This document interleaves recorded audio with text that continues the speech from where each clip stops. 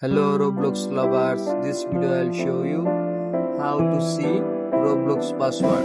First open Roblox, then click on three dot or more, scroll down and go to settings,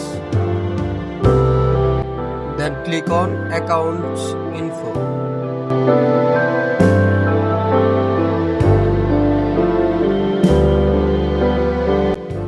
Click on password.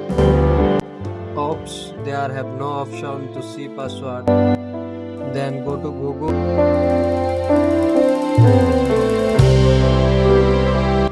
Click on manage your Google account.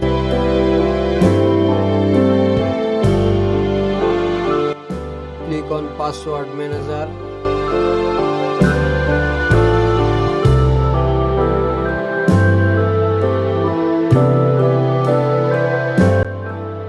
Scroll down and tap on Roblox. If this video helped you, don't forget to like and subscribe my channel. Thank you.